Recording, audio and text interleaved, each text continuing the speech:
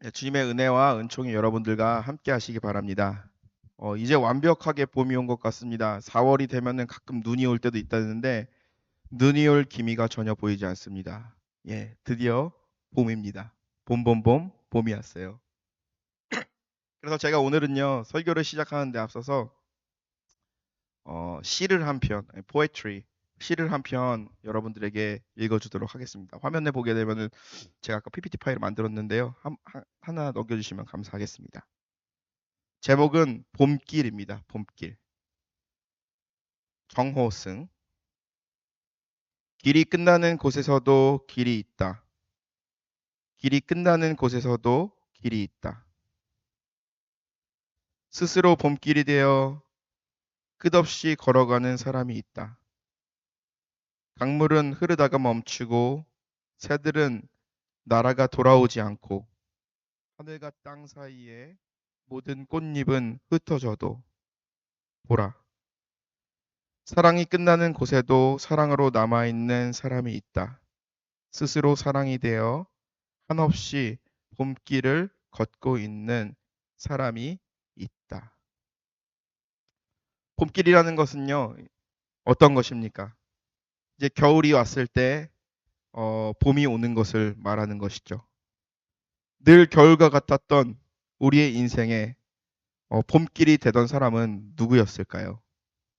그리고 또 우리는 누군가에게 봄길과 같은 그런 인생이 되어 주었을까요?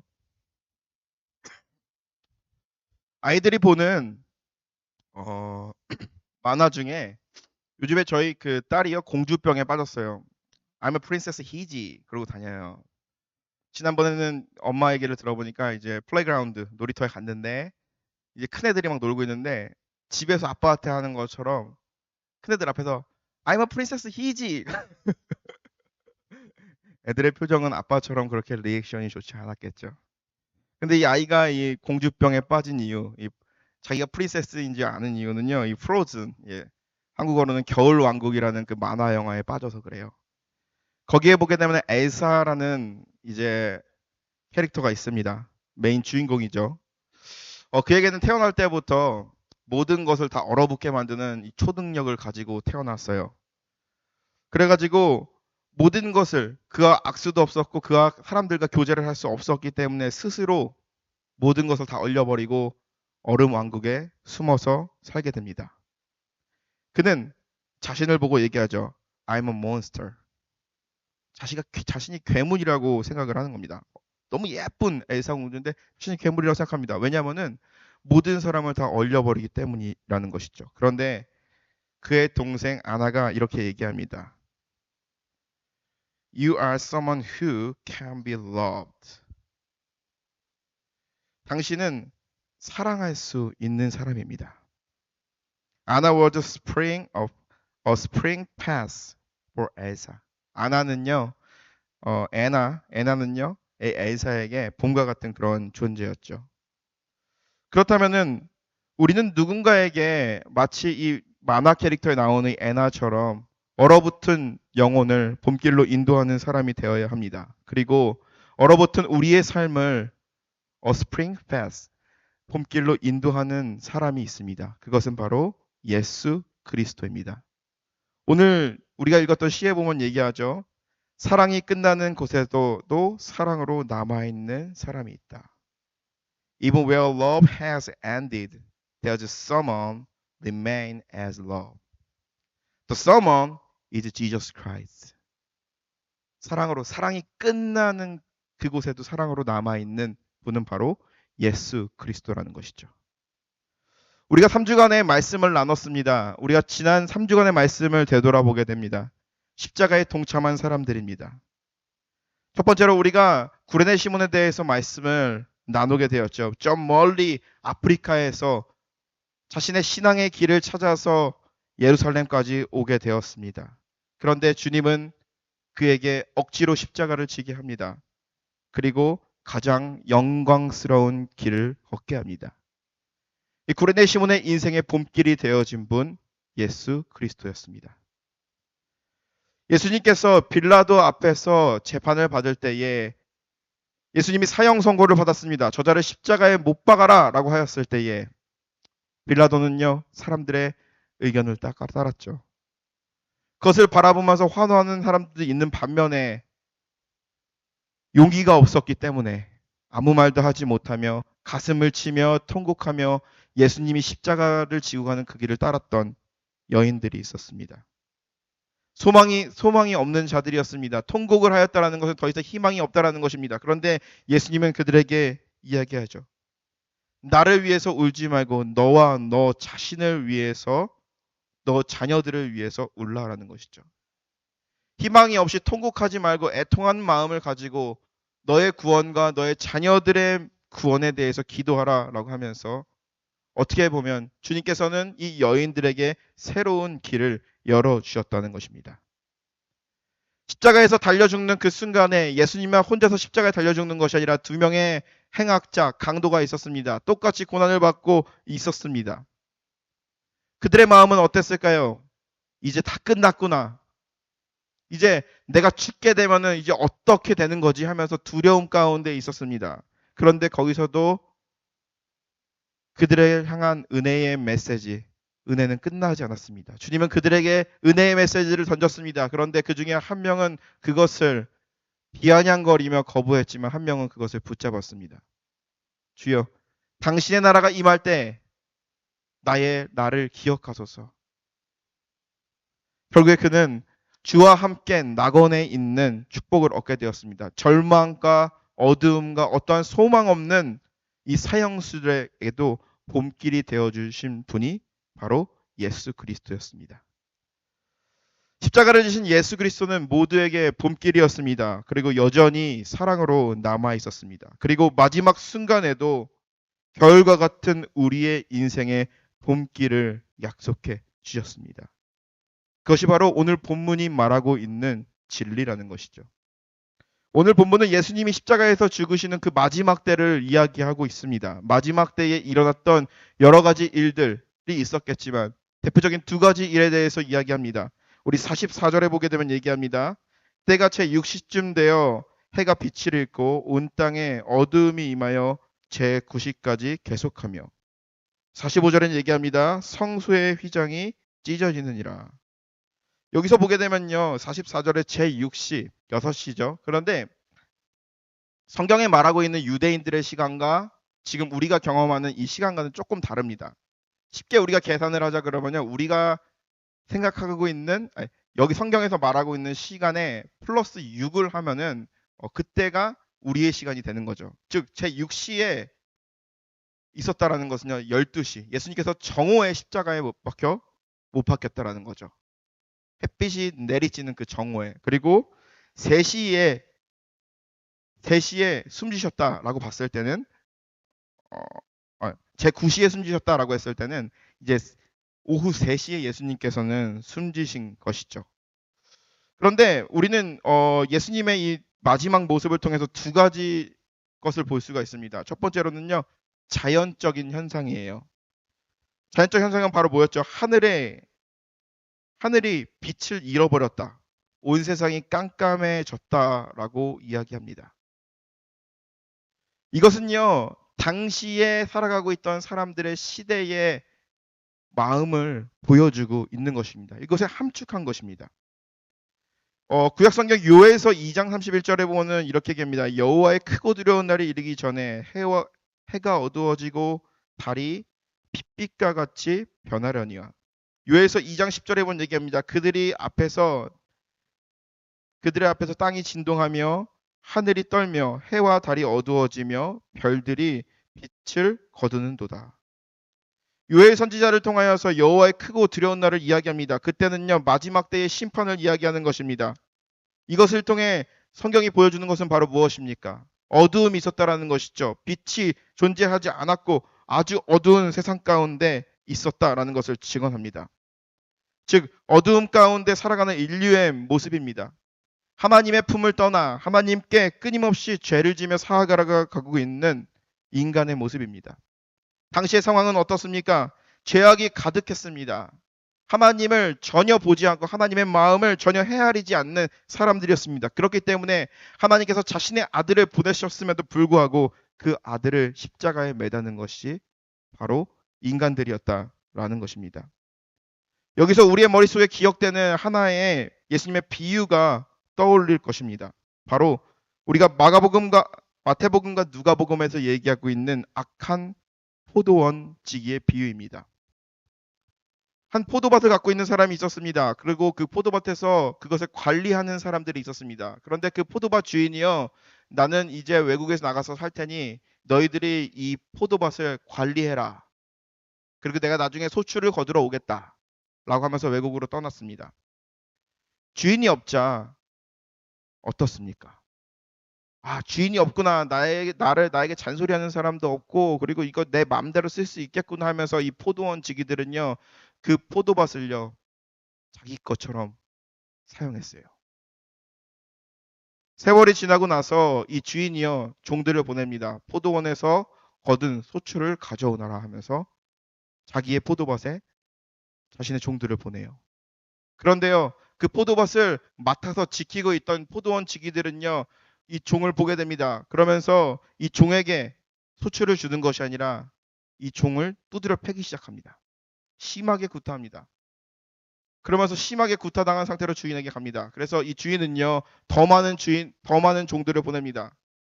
그런데 더 많은 종들이 왔음에도 불구하고 그 많은 종들을 두드려 패서 돌려보냅니다. 주인은 고민에 빠집니다. 어떻게 나의 소출을 얻을 수가 있을까? 그러면서 자기의 사랑하는 아들을 보냅니다. 아들은 나의 대신이니까 차마 아들만큼은 존중해 주겠지 하면서 자기 아들을 보냅니다. 포도원에 있던 포도원 지기들은요, 아들이 오는 것을 보게 됩니다. 그러면서 생각을 하는 것이죠. 아들이 오네? 두려웠던 것이 아닙니다. 그렇다면 저 아들을 죽이면은 이 포도원이 다 우리 것이 되는 거구나 하면서 그 포도원 주인의 아들을 죽이게 됩니다. 예수님의 이야기죠. 이렇게 나쁜 사람들이 있나라고 생각할 수 있을 것입니다. 그런데 당시에는 이러한 상황이 벌어지고 있습니다. 하나님의 품은 떠난 인간들이 하나님을 믿는다라고 하지만 하나님께서 그들에게 모든 것을 주셨지만 그것을 자기의 소유로 여기면서 살아가는 것입니다. 그렇기 때문에 하나님께서는 자신의 아들을 보냈어요. 그런데 그 아들조차도 십자가에 매달아 죽이려고 했던 것이 바로 당시의 시대였다는 것입니다. 이것은요, 당시의 시대에 예수님을 죽이던 사람들의 이야기입니다. 그런데 우리의 이야기도 합니다. 하나님께서는요, 우리에게 끊임없는 은혜를 주십니다. 그리고 우리가 어떠한 범죄를 하였을 때에, 우리가 어떤 잘못을 하였을 때 그것을 돌이킬 수 있는 시간을 주십니다. 우리가 누군가에게 대한 증오의 마음을 가지고 있어요. 누군가가 미워요. 갑자기 내 마음 가운데 아주 깊은 화가 올라옵니다. 그런데 그 순간에 가장 은혜는 바로 뭐냐면 내가 그리스도인인데 예수님의 제자인데 하나님의 자녀인데 라는 생각이 들면 그것이 바로 하나님의 은혜가 나에게 임했다는 것이죠. 그런데 하나님의 은혜보다 나의 혈기와 나의 욕심과 나의 유익을 채우는 것이 넘어서게 된다 그러면은 마치 포도원 주인의 아들을 죽인 사람들처럼 우리는 예수 그리스도를 다시 한번 십자가에 못 박고 우리가 잘났다라고 하는 사람들과 별반 다를 것이 없다라는 것이죠. 빛이 그들에게 왔습니다. 그런데 그 빛이 그들에게 왔음에도 불구하고 그 빛을 거부하며 살아가는 자들입니다. 어두움을 거하며 빛을 거부하는 자들, 우리들의 모습이죠. 마음속에서 예수님께서 말씀하시죠. 마음속에서 우리에게 마음을 주십니다. 마음속에서 하나님의 자녀라는 것, 하나님이 지금 보고 있다라는 것, 그 마음이 우리의 마음속에 들 때가 있습니다. 그런데 그것보다도 나의 욕구를 채우는 것이 먼저인 자들. 그것이 바로 당시에 어두웠던 세상. 그것을 바로 오늘 본문을 통해서 이야기해 주는 것이죠. 두 번째 예수님께서 죽으실 때 나타난 현상은 바로 무엇이냐면은 성소의 휘장이 찢어졌다라고 얘기합니다. 이스라엘 민족에게는 성막이 있어요. 타버나클. 타버나클이라는 성막이 있습니다. 이곳에서 이들은요, 이것을 가지고 다니면서 하나님께서 가라는 곳에서 그곳에 성막을 세우고요. 거기서 예배를 드렸어요. 그리고 그 위에는요. 구름기둥과 불기둥이 항상 지키고 있었습니다. 그런데 이스라엘 백성들이요. 나라를 갖게 되고 왕을 세우게 되고 그리고 또한 이제는 더 이상 유목민이 아니라 한 도시국가 그리고 또한 한 번듯한 하나의 민족이 거하는 그런 나라가 되었을 때 그것을요. 성막으로 만들지 않고 건물로 만듭니다. 그런데 구조는 똑같습니다. 성소에 가게 되면요. 아무나 갈 수 없는 그런 공간이 있어요. 영어로 보게 되면은 holy place라고 하는데 이 holy place는 아무나 갈 수 없는 공간입니다. 제사장만 들어갈 수 있는 공간입니다. 그런데 제사장 중에서도 대제사장만 들어갈 수 있는 공간이 있습니다. 그건 most holy place, 지성소라는 것입니다. 이 지성소 안에는 무엇이 있었습니까? 하나님의 말씀이 담긴 법궤가 있었습니다. 이스라엘 백성들이 자신의 죄를 회개하는 대속죄일에 이 대제사장 혼자만이 그곳에 들어가서 이스라엘 백성들을 위하여서 용서를 구하는 그런 일들이 펼쳐지는 것입니다. 대제사장도 아무로 함부로 들어갈 수 없는 공간이 바로 이 지성소라는 공간입니다. 하나님의 임재가 있는 곳, 그리고 거룩한 곳, 그리고 부정함과 거룩함이 완전히 분리된 공간이라는 것이죠. 그런데 예수님께서 십자가에서 달려 죽으시는 그 순간에 지성소, holy place와 the most holy place, 지성소 안에 가로막던 휘장이 있었습니다. 근데 그 휘장이 찢어졌다라는 것이죠. 아무도 들어갈 수 없는 곳이고 1년에 한 번 들어갈 수 있고 완전히 이 베일에 가인 이 공간의 베일, 이 회장이 완전히 찢어졌다라는 것이죠. 이것은 무엇을 의미하는 것일까요? 히브리서 기자는 이렇게 말합니다. 첫 언약을 섬기는 예법과 지성소가 있더라. 오직 둘째 장막은 대제사장이 1년에 1차씩 들어가되 죄 없이 아니하니 이 피는 자기와 백성들의 허물을 위하여 드리는 것이라. 성령이 이로써 보신 것을 첫 장막에 서 있는 동안 성소에 들어가는 길이 아직 나타나지 아니한 것이다. 이 말은 바로 무엇입니까?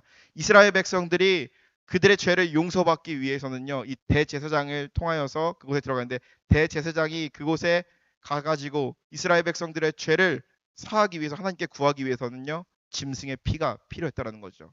어떤 희생이 필요한 거죠. 양을 잡고 각을 떠서 그것을 태워드리고 그 피를 가지고 들어갔다라는 것이죠.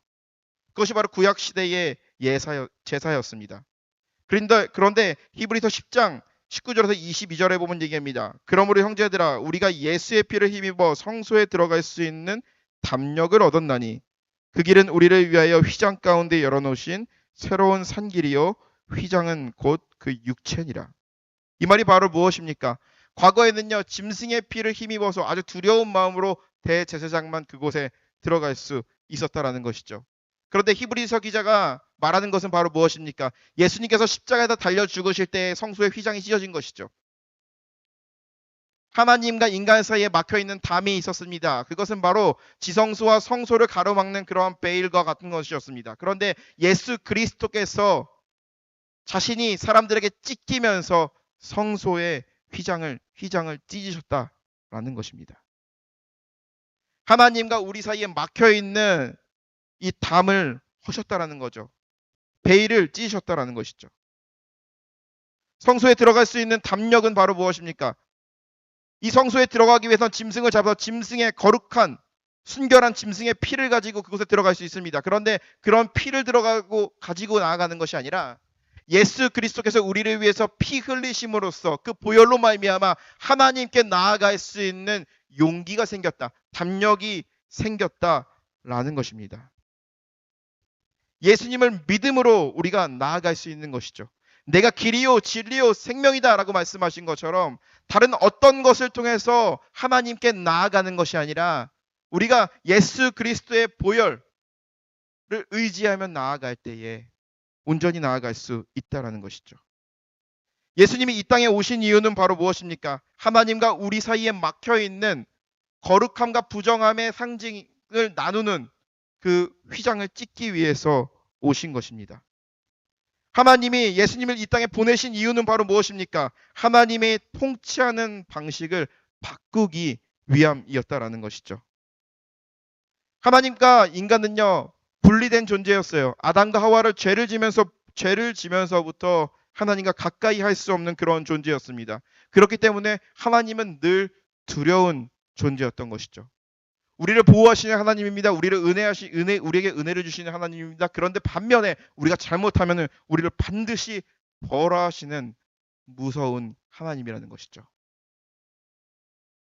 하나님께서 정하신 이것을 지키지 않으면 나는 반드시 벌 받을 거야 라는 그런 두려움을 가지고 사람들이 살아갔습니다.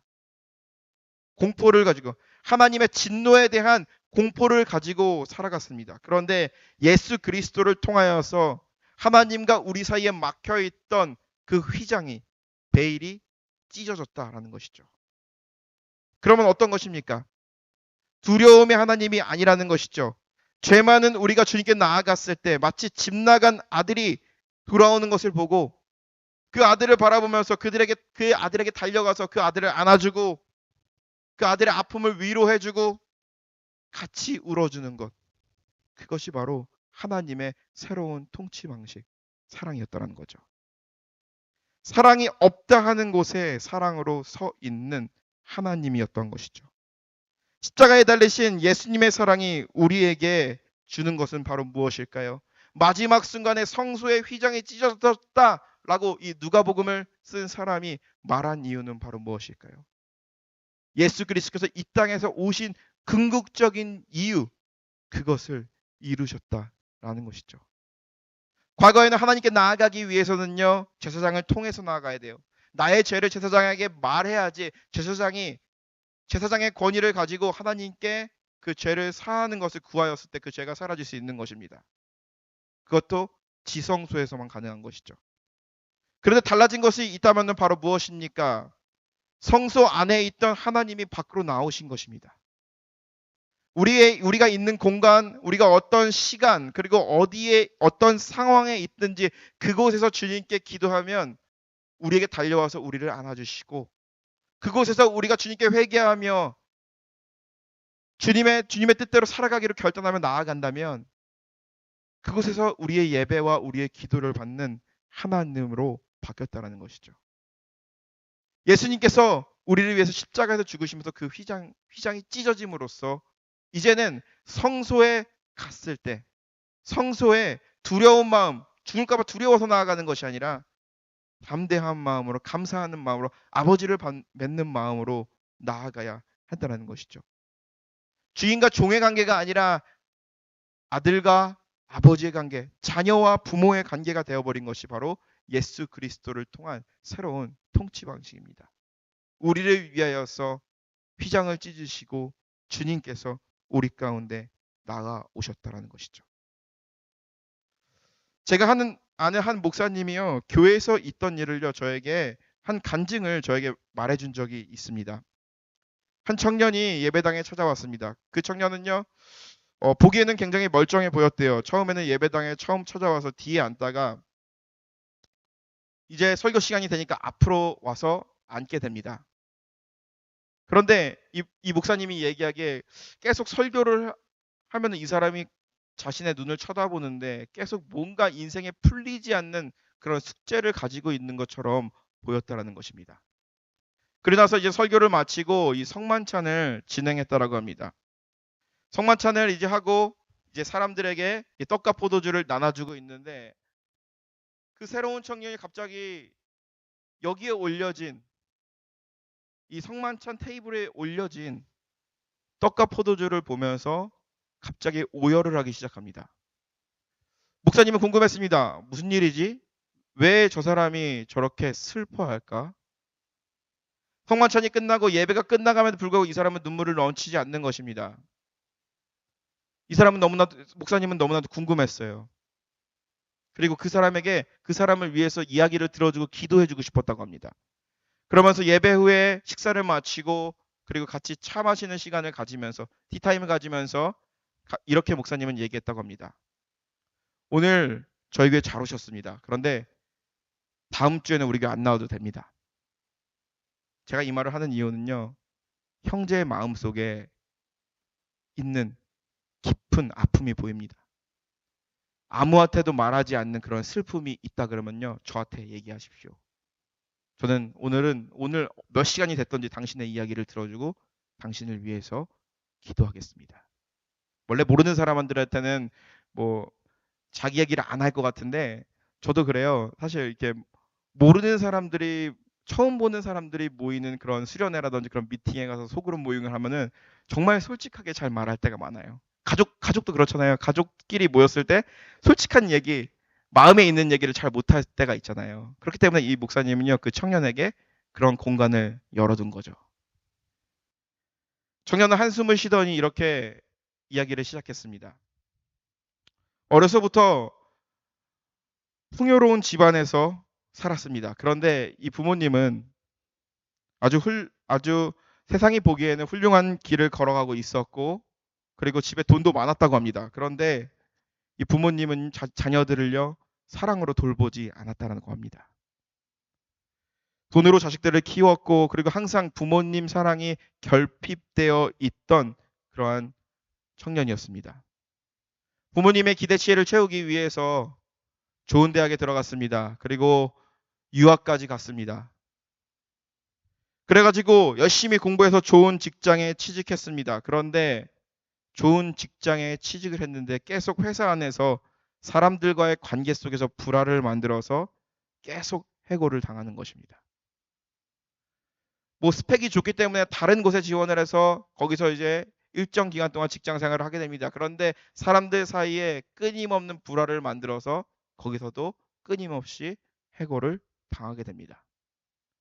20년 동안 자신은 실패한 인생이다라고 이야기하는 것입니다. 작은 회사에 가서 일할 수도 있습니다. 그런데 작은 회사에서 가서 일할 수 있는 용기는 없는 것입니다. 그러면서 목사님에게 이렇게 얘기하는 것이죠. 사실 이번 달에 unemployment가 끝납니다. 저는 사실 결혼도 했습니다. 그런데 저의 어떻게 보면 이 정신적인 결함, 성격의 개념으로 인해서 이혼도 했고요. 지금은 술과 마약의 기운으로 버티고 있습니다. 저는 더 이상 살고 싶지 않습니다. 그리고 더 이상 일하고 싶지 않고 내 삶에 희망이 없어서 스스로 목숨을 끊기로 마음을 먹었었습니다. 그런데 오늘 아침에 일어났을 때 대학 시절에 여자친구 따라서 갔던 그 교회에 한 번쯤은 가보고 싶었습니다.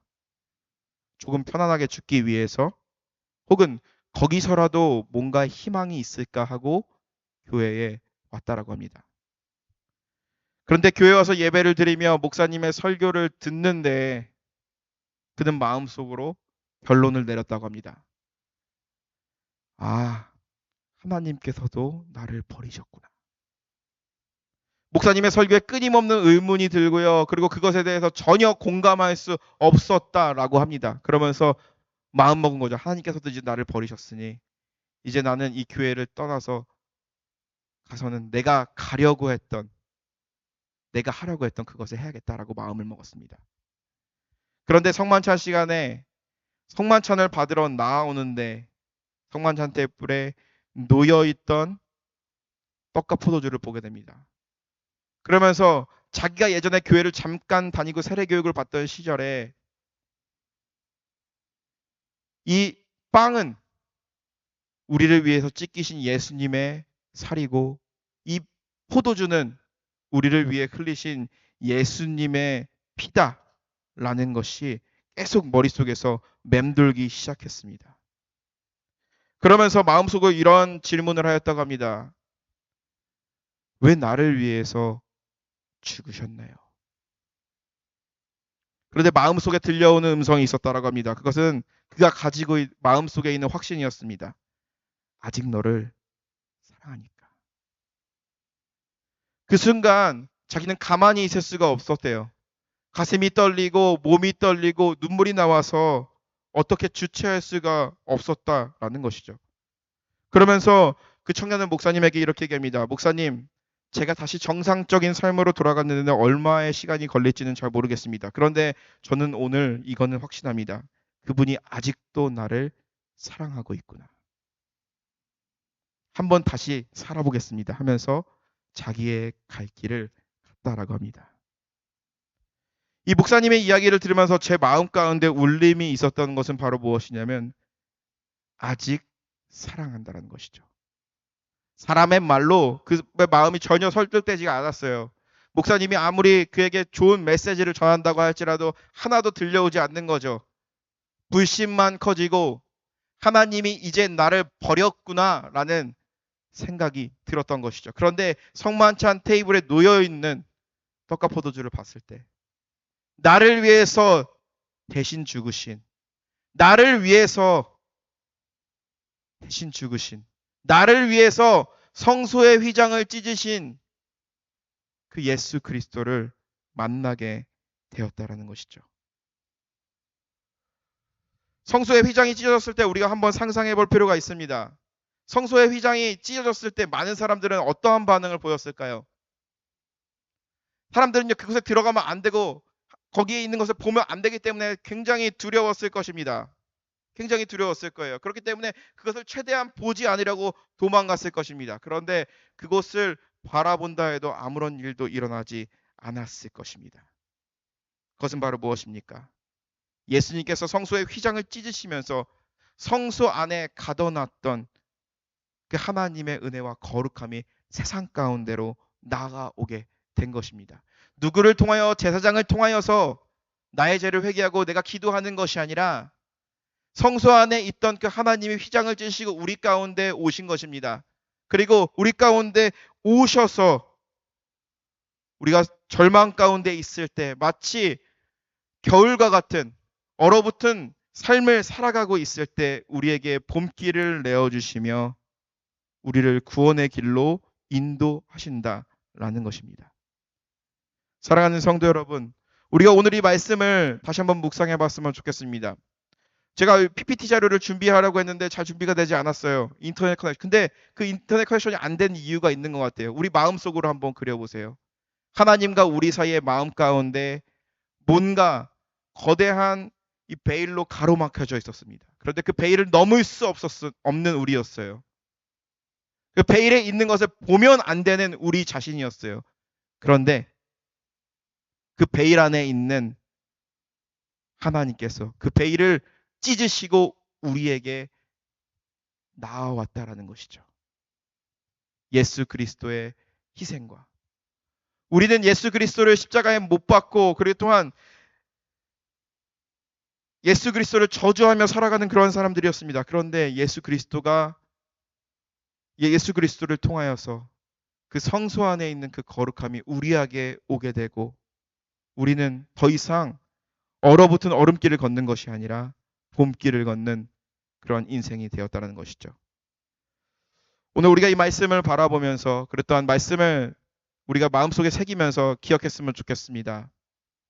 예수님은 왜 나를 위해서 죽으셨을지, 그리고 예수님은 왜 이 땅에 오셨는지, 그리고 또 예수님은 나에게 어떠한 존재인지 우리가 스스로 질문하면서 성소의 휘장을 찢으시고 우리에게 찾아오시는 그 하나님을 만나는 한 주가 되시기를, 우리의 삶이 되시기를 주님의 이름으로 간절히 축복합니다. 기도하겠습니다.